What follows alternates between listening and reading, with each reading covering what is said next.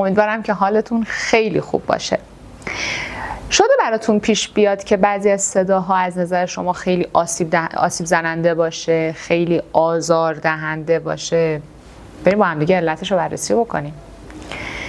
ببینید، بلند بودن صدا، زیر بودن صدا، تداعی خاطره بد و تلفیق با احساسات منفی، همه اینها باعث میشه که یک صدا برای شما تنش‌زا و آزاردهنده باشه.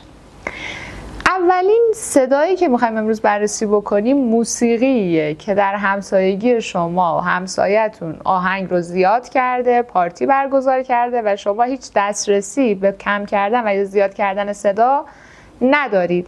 این یکی از صداهاییه که باعث اذیت شدن شما میشه.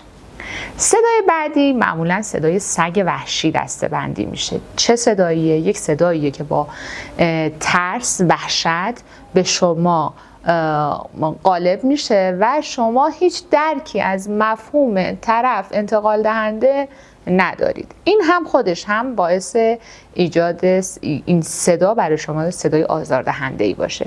صدای بعدی صدای رعد و برقه. تلفیق میشه با حس ترس.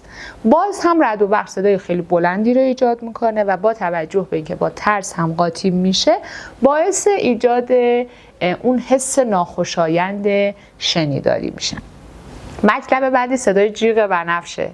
صدای جیغ بنفشی که شنیده میشه، باز هم اگر شما فیلم ترسناک باز باشید، دیده باشید، متوجه میشید که صدای جیغ، این صدای جیغ به خصوص تو خانوم ها، این صدا باعث ایجاد یک ترسی میشه، یک صدای هشداریه که چیکار میکنه؟ شما رو به حالت تدافعی در برابر صدا نگه میداره.